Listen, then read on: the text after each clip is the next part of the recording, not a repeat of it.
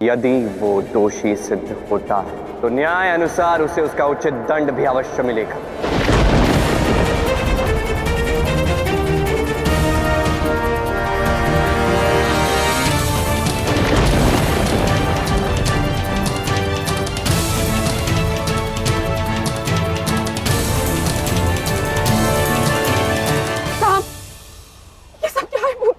ये सब मिथ्या है माता।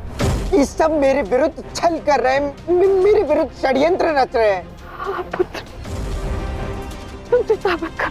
मैं मुझे ज्ञात है तुमने कुछ नहीं किया। आर्य साहब,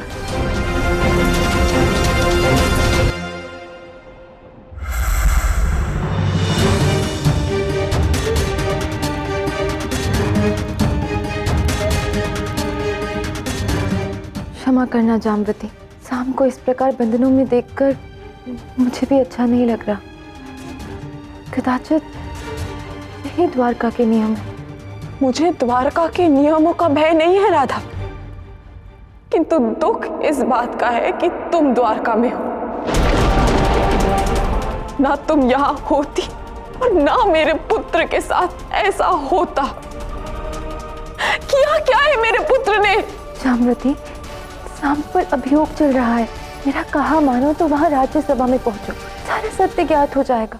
ये हमारा पारिवारिक विषय है और इसमें तुम कुछ ना बोलो तो तुम्हारे लिए अच्छा होगा, क्योंकि जब जब तुम शाम के साथ रही हो ना, उसके साथ कुछ ना कुछ अनुचित हुआ है। क्या कह दिया जाम्बवती? तुमसे ऐसी आशा नहीं थी। क्यों? सत्य सुना तो अश्रु आ गए राधा। मेरे पुत्र से दूर रहना। यदि इस अभियोजन में तुमने कुछ भी कहा तो परिणाम उचित नहीं होगा राधा। मैं एक बाहरी व्यक्ति को अपने पारिवारिक प्रकरण में बोलने का अधिकार नहीं दूंगी।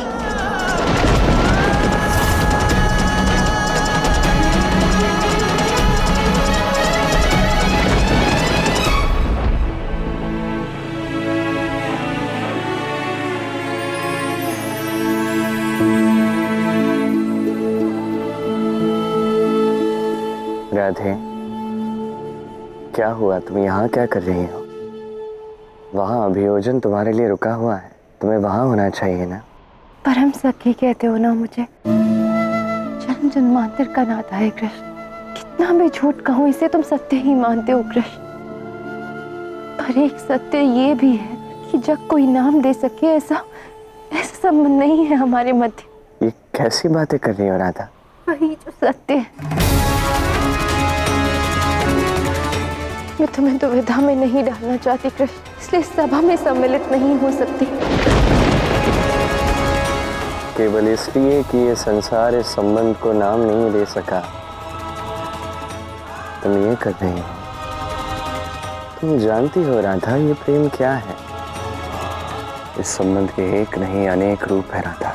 विश्वास का संबंध। मैं तुमसे अधिक विश्वास किसी पर नहीं रख पाता। सत्य का नाता। राधा कृष्ण कभी एक दूसरे से असत्य नहीं कहते। ये प्रेम का नाता है उन दो प्रेमियों का जो अनंत काल से प्रेमी थे और आगे अनंत काल तक ये दोनों एक दूसरे के प्रेमी ही रहेंगे।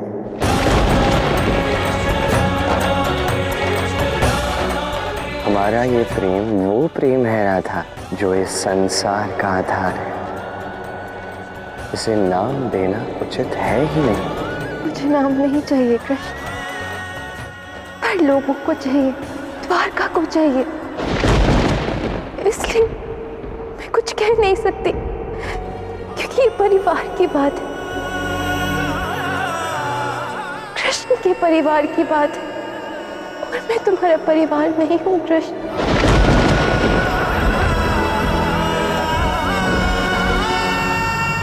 तुम मेरा परिवार नहीं तो क्या? तुम्हारा स्थान उससे कहीं अधिक ऊंचा, कहीं अधिक बड़ा, कहीं अधिक पवित्र है।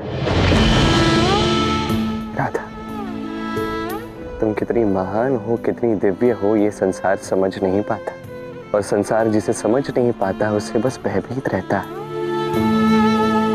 राधा कौन है ये संसार एक दिन अवश्य जानेगा। तुम्हें दुखी होने की आवश्यकता नहीं है, बस अब मेरे साथ चलो।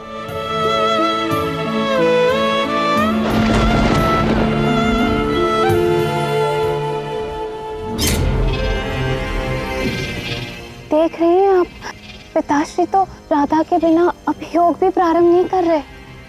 वो तो स्वयं राधा को लेने गए। सब देख रही हूं मैं, और अब मैं चुप रहने वाली नहीं हूं।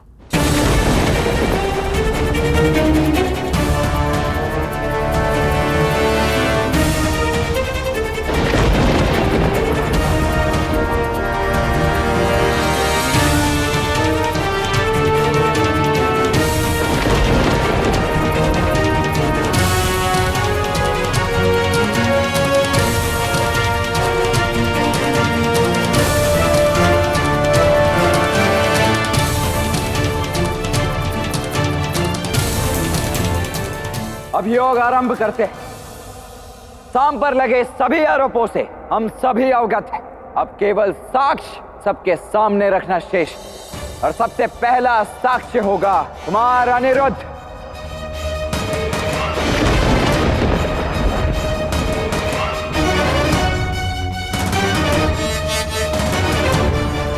विश्वास नहीं होता कि साम काका ने इतना बड़ा विश्वासघात किया है। उन्होंने मुझसे कहा कि उषा मुझसे प्रेम करती है और वो संकट में, उसे मेरे सहायता की आवश्यकता है। परंतु जब मैं उषा को बचाने गया तो वहां ऐसा कुछ था ही नहीं, और उन्होंने मेरा अपहरण कर लिया, क्योंकि साम काका ने स्वयंवर से लक्ष्मणा का अपहरण करते समय मुझे उत्तरदायी घोषित कर दिया। सारे विश्व को यह ज्ञात होना चाहिए कि साम ने कृष्ण के पौत्र अनिरुद्ध के कहने पर राजकुमारी लक्ष्मणा का अपहरण उनके स्वयंवर से किया। और ये सारा षड्यंत्र साम काका ने इसलिए किया ताकि मैं बाणासुर का बंदी बन जाऊं और द्वारका और बाणासुर के बीच युद्ध छिड़ जाए।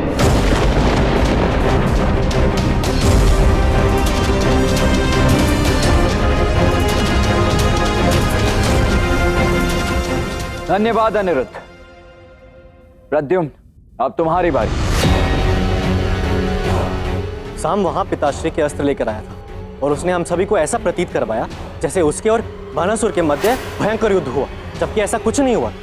और जब उषा ने हमको बंदी गृह से निकालने की चेष्टा की तो साम ने स्वयं जाकर बाणासुर को यह बता दिया, और हमें फिर से बंदी बना लिया गया।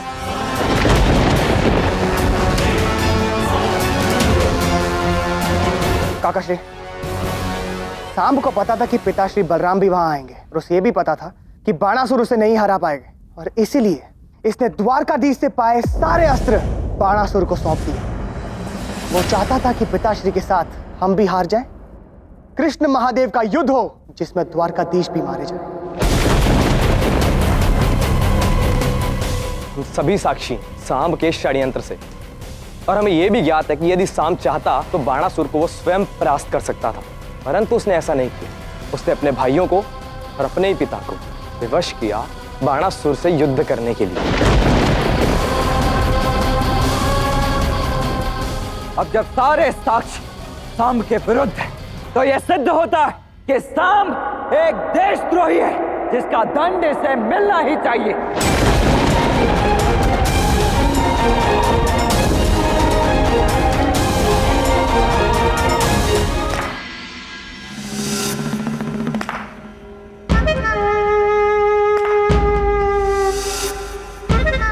अद्भुत! क्या न्यायपूर्ण अभियोग चलाया गया है। मुझे अपना स्पष्टीकरण देने की स्वतंत्रता तक नहीं दी गई। सब मन बनाकर बैठे हैं मुझे दंड देने। कौन हो जाओ साम, यह द्वारका है, और द्वारका का न्याय विश्व प्रसिद्ध है। तू ऐसे न्याय पर मेरा पक्ष सुने बिना मुझे दंडित कैसे घोषित किया जा सकता है? अरे तुम मूर्ख हो क्या साम? यहाँ सभी साक्ष्य तुम्हारे विरुद्ध हैं, क्या इतना पर्याप्त नहीं है तुम्हारे लिए? द्वारका वासियों, देख लो, ये है तुम्हारे द्वारकाधीश वासुदेव श्री कृष्ण, जो कुछ सिद्ध नहीं कर सके तो बिना पक्ष सुने दंड दे रहे हैं।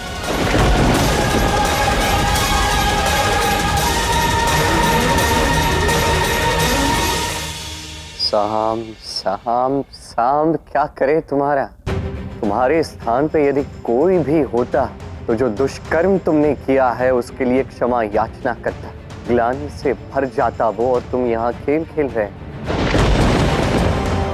तुम्हें यदि ऐसा लगता है कि तुम्हारे साथ यहाँ अन्याय हो रहा है साम, तो अपना पक्ष रखो सबके समक्ष। हम भी देखना चाहते हैं कि अपने पक्ष में तुम क्या कहना चाहते हैं। तो सुनिए, अनिरुद्ध ने जो कहा, भ्राता प्रद्युम्न ने जो कहा, उसे सिद्ध नहीं किया जा सकता। ये मूर्ख अनिरुद्ध स्वयं गया था बाणासुर के पास ताकि कृष्ण और बाणासुर का युद्ध हो, हम सब बड़े भाई मारे जाए और फिर यह अकेला द्वारका पर शासन करे।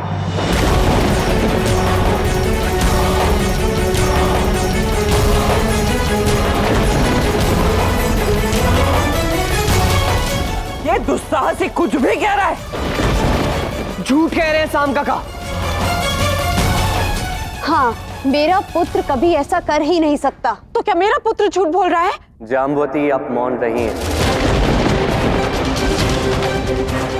साम, तुम स्वयं भली भांति जानते हो तुम अवसर के पात्र भी नहीं, किंतु फिर भी तुम्हें एक अवसर दिया है अपना पक्ष रखने का, इस सभा को भटकाने का नहीं। यदि इस सभा को भटकाने का प्रयास करोगे तो तुम्हारे लिए शुभ नहीं होगा। अच्छा, बात नहीं बनी तो आप धमकी दे रहे हैं? भ्राता प्रद्युम्न, आप क्या कह रहे थे कि मैं बाणासुर से लड़ा नहीं, उसे कृष्ण अस्त्र दे दिए? क्या आपने मुझे ये करते हुए देखा?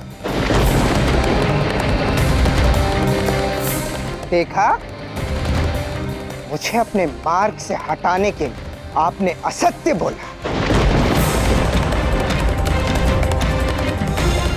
और आप दोनों, आप भी क्या कह रहे थे कि ताऊ श्री बलराम को हराने के लिए मैंने बाणासुर को अस्त्र दे दी। सिद्ध कर सकते हैं आप?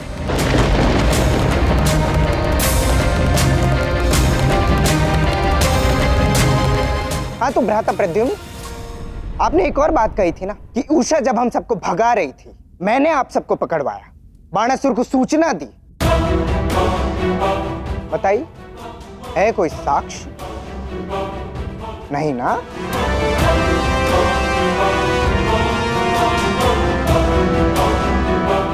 ये मेरे विरुद्ध केवल एक षड्यंत्र है। वाह साम वाह, स्वयं के अपराधों को छिपाने के लिए, स्वयं को बचाने के लिए समस्त यदुकुल पर ही आरोप लगा बैठे तुम, हैं? ठीक है, किंतु अब भी एक अहम साक्ष्य शेष है। राधा,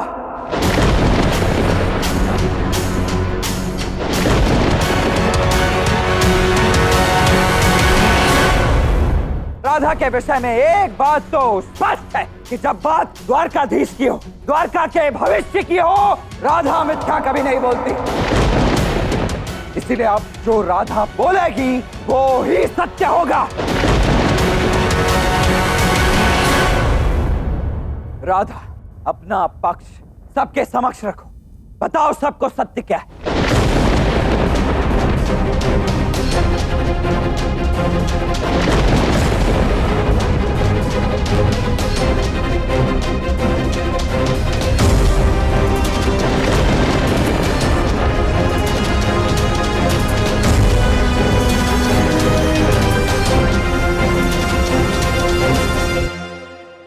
ये हमारा पारिवारिक विषय और इसमें तुम कुछ ना बोलो तो तुम्हारे लिए अच्छा होगा। तुम मेरा परिवार नहीं तो क्या? तुम्हारा स्थान उससे कहीं अधिक ऊंचा, कहीं अधिक बड़ा, कहीं अधिक पवित्र है। यदि इस अभियोजन में तुमने कुछ भी कहा तो परिणाम उचित नहीं होगा राधा। मैं तुमसे अधिक विश्वास किसी पर नहीं रख पाता।